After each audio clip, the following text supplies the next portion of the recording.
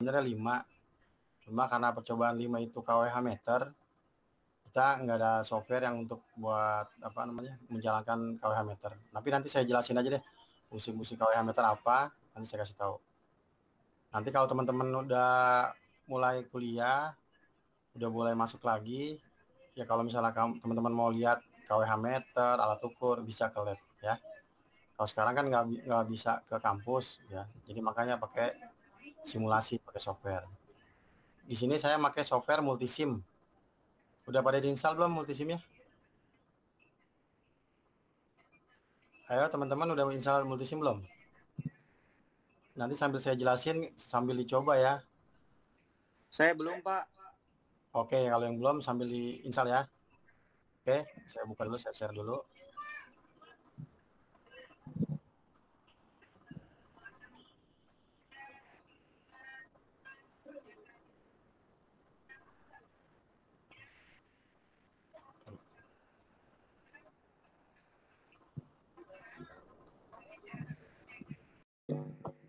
Di sini yang akan dikalibrasi itu apa sih fungsi kalibrasi?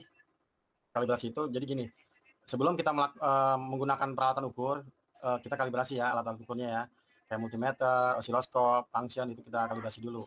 Jadi nanti pada saat kita mau menggunakan itu apa namanya alat ukurnya udah siap, udah sesuai dengan spesifikasinya ya. Nah, osiloskop biasanya kita untuk ukur sinyal, yang bentuk gelombangnya seperti apa, nanti saya kasih tahu cara kalibrasinya. Lalu multimeter itu biasanya untuk voltmeter, ampere, ohm, dan lain-lain. Ya, ini peralatannya ini, osiloskop, multimeter, audio, dan resistor. Nah, untuk resistor nanti saya kasih tahu cara ngitungnya, pakai manual ya. Dan di sini juga pakai software, pakai diukur pakai ohmmeter. Mungkin langsung aja ya, saya langsung ke ini ya. Saya buka di apa namanya di multisimnya, cobaan 1.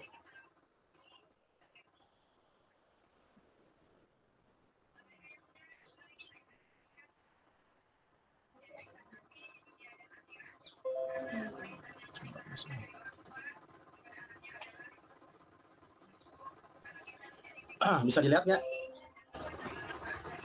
Nah, ini percobaan 1 udah kelihatan belum? Kelihatan, Pak. Ya. Nah, ini percobaan 1. Ini ada audio ya. Ini ngambil di sini nih. Ini ada multimeter, ada function. Ini ada wattmeter, osiloskop. Nah, di sini ada ya macamnya banyak ya. Di sini tuh ada. Ini ada osiloskop juga nih. Elektronik. Nih, ada semua. Nah, yang kita gunakan ini kita pakai apa namanya? Function generator atau audio juga bisa sama ya. Nah, ini ngambil di sini, kita klik di sini ya. Nah, ini di sini di audio ini ada sinyalnya tuh, ada sinus, ada segitiga, ada sinyal kotak ya. Nah, ini osiloskop. Saya pakai 2 osiloskopnya, yang satu Tektronix sama yang biasa ya. Nah, ini Tektronix biasanya di lab ada. Nah, ini nanti cara nyambungnya saya kasih tahu. Ini juga sama osiloskop, cuma kita yang pakai yang umum aja ya, yang biasa dipakai di lab. Nah, ini.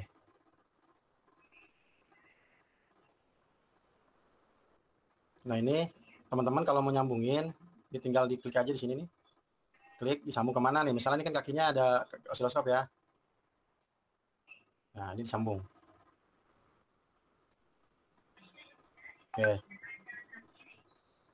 Terus yang Tektronix sama. Ini saya pakai channel 1. Ini ada 4 channel nih. Saya klik 2 kali deh. Nah, nih di Tektronix ini ada 4 channel ya. 1, channel 1, 2, 3, dan 4. Ya, ini untuk pol per dipnya. Ini pol per dip untuk channel 1, channel 2, channel 3, channel 4. Nah, kalau ini untuk time per dip. Time per dipnya. Nah, untuk posisi ini, posisinya untuk channel 1, ini channel 2, channel 3, channel 4. Biasanya kalau yang di lab itu kita hanya 2 channel. Ini yang 3, yang sini 4 ya. Kita di lab itu ada GW Instek sama Tektronix. Oke, ini yang Tektronix berarti kita pakai channel 1. Saya sambung sini. Nah, terus yang groundnya bisa sambung ke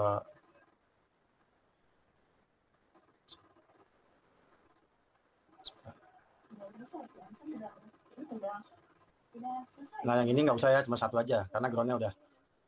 Nah ini kita pakai multimeter. Misalnya kita ambil di sini ada multimeter. Nah ini multimeter, tinggal klik, tinggal tarik. Nah ini sambungkan sini. Yang positif kita sambung ke positif. Yang negatif kita sambung ke negatif. Oke. Nah saya coba running ya.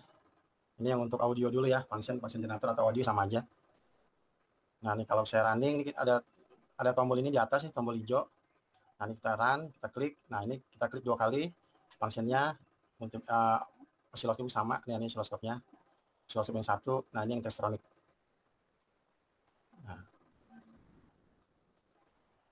Nah ini frekuensi kita bisa ubah ya, kita ubah nih, kita mau ganti berapa terserah ya.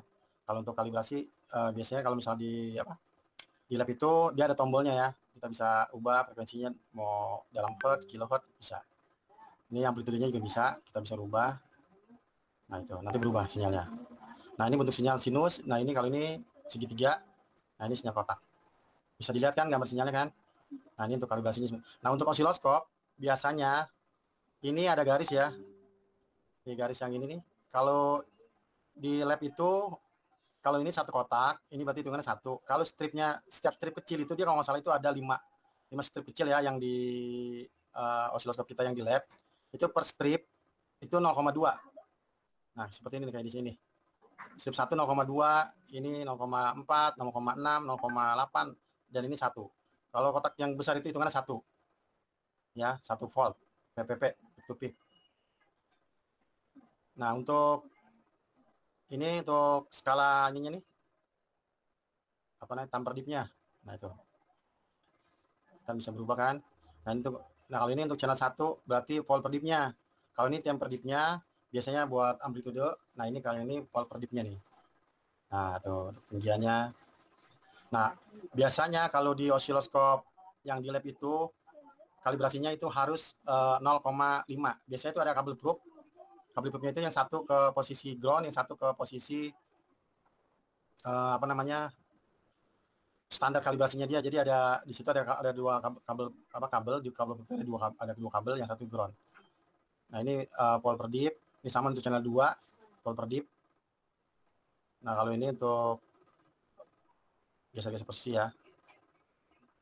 Nah, kalau yang ini yang Testronic yang lebih apa? Lebih mirip lah dengan yang ada di lab. Sebentar ya, ini keputus ini yang ini Testronic. Coba yang ini deh.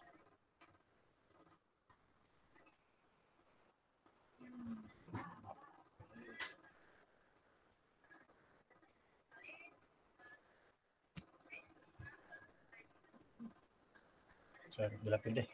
Saya ambil. Ini saya sambung ke. Nah, ini jalan. Ini ada power nih. Power kita klik aja. Sama di lab kita juga sama, ada power di sebelah sini. Nah, ini kalau misalnya sinyal nggak kelihatan, berarti kita harus atur di sini. Nah, ini volt per dipnya. Nah, untuk ini skala time per dip. Nah, itu kerapatan itu. Ya, ini posisi channel. Tuh. Nah, ini kalau osiloskop yang di kita hampir sama seperti ini untuk fisiknya. Nah, ini untuk channel 2, kita pakai channel 1. Channel 1. Nah, ini untuk measure nih, untuk pengukurannya nih nanti. Channel 1 apa seperti itu ya.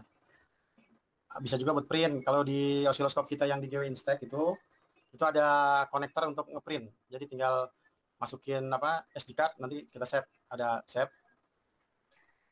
Bisa untuk dicetak di apa komputer. Nah, ini untuk temper dipnya. Nah, skalanya ini teman-teman harus paham ya. Nah, satu strip ini 0,2, ini 0,1, 0,4, 6, dan 8. Nah, satu ini berarti yang besar ini 1. Kalau misalnya sinyalnya nih, sebentar, saya kasih biar lebih besar. Nah, ini kita mau ngitung sinyal berapa sih PPP-nya. Nah, ini kan 1 nih yang besar, 1. Ini 0,2 berarti 1,2 dikali. Nah, volt per dipnya berapa? Kita kan di sini tampilannya 10 ya. Ini kayak saya rubah nih, berubah nah tuh. Nah, misalnya kita pakai 2 berarti 2, kalau misalnya pakai 10 tadi 10 berarti 1,2 dikali 10. Nah, itu hasilnya. Itu seperti itu. Yang untuk osiloskop ya. Bisa dipahami nggak, teman-teman? Mungkin ada yang mau nanya, silakan. Ayo, ini dasar ya, dasar cara kita kalibrasi alat ukur. Halo teman-teman, ada yang mau nanya nggak? Sebelum saya lanjut ke resistor sama multimeter. Baik teman-teman, ada yang mau nanya nggak osiloskop? Kalau mau nanya nggak apa-apa, nanya aja nggak apa-apa.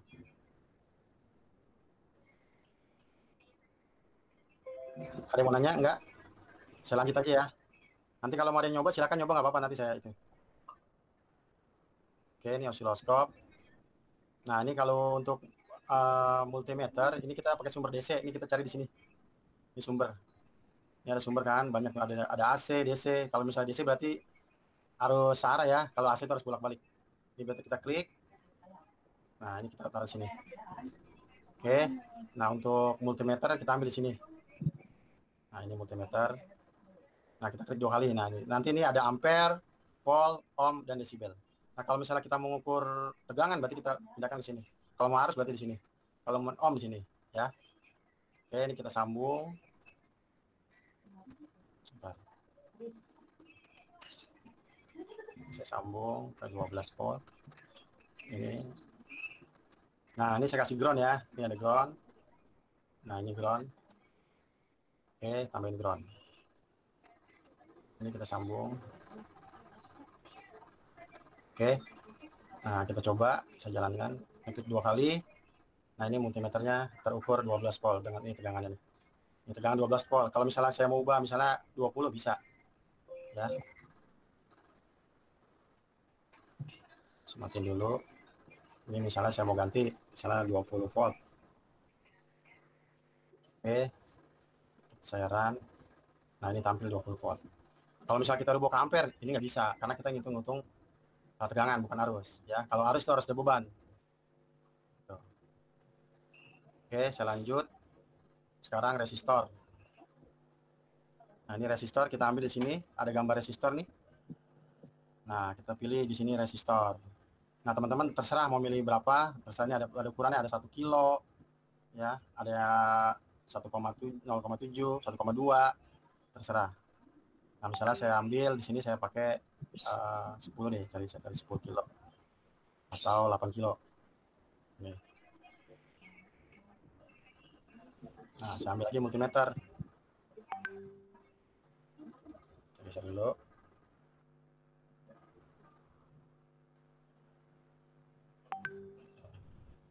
Multimeter. Nah, ini kalau misalnya mau diputar, di rotate, ini bisa klik kanan juga bisa. Atau pakai Ctrl R. Klik di sini Ctrl R bisa. Nah, itu. Nah, ini kita sambung. Kalau resistor itu bebas ya, mau bolak-balik terserah. Ya, positifnya apa namanya? Multimeter mau ditaruh di sini boleh. Nah, ini. Nah, ini saya klik. Nah, ini nanti teman-teman pindahin ke ohm. Karena kita ngukur resistor. Ini kita pindahin ke ohm.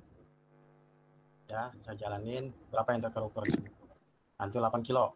Nah, kalau untuk ngitung secara teori, secara hitung-hitungan, misalnya kita mau ngitung resistor misalnya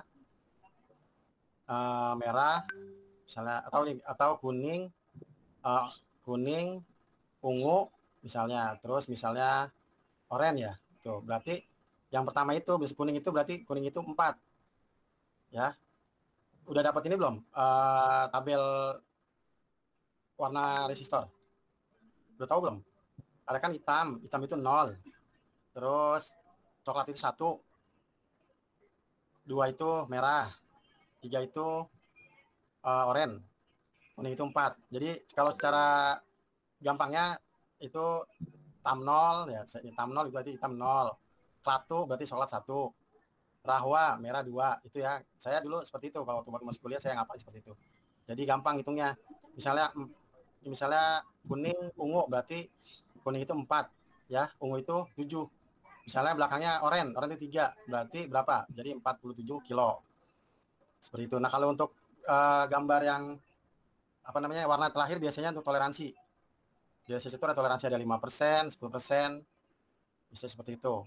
Nah, nanti kalau teman-teman udah, misalnya teman-teman udah TA mau beli alat-alat misalnya resistor, di Glodok itu biasanya ditanya nanti sama toko di Glodok. Misalnya teman-teman mau beli resistor ukuran berapa nih? Misalnya 47 kilo.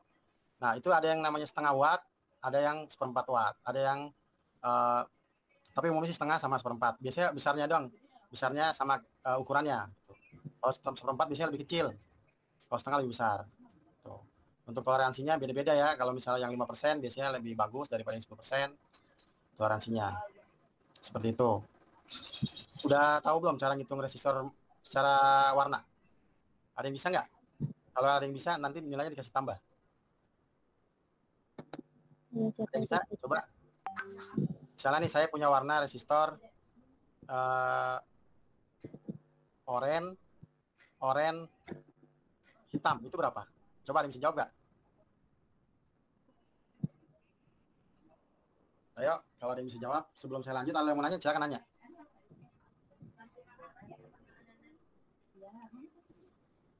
Ayo, ada yang bisa? So, Aldi bisa Aldi? Oranye itu berapa oranye? Ya, Aldi coba. Oranye nilainya 4, Pak ya? Oranye 4. Salah. Coba nih, kamu catat deh. Kamu catat kamu ingat ini. Tam 0 itu hitam 0. Kelatu itu coklat 1. Rahwa berarti merah. Merah itu 2. Merah itu 2 ya? Rengga berarti oranye itu 3. Oranye 3. Iya, ning 4, kuning itu 4. Kuning 1. Iya, kuning 4. Kalau 5 apa 5 warnanya? Hijau, jauh mak namanya, hijau 5. Tuh, runam, biru 6. Uju berarti ungu 7. Bupan berarti abu-abu 8. Kalau tihlan berarti putih 9. Itu cara ngapalin yang enak. Jadi teman-teman nggak usah buka-buka buku, tapi apal. Jadi kalau misalnya teman-teman lihat resistor itu nggak usah pakai lihat bukunya berapa.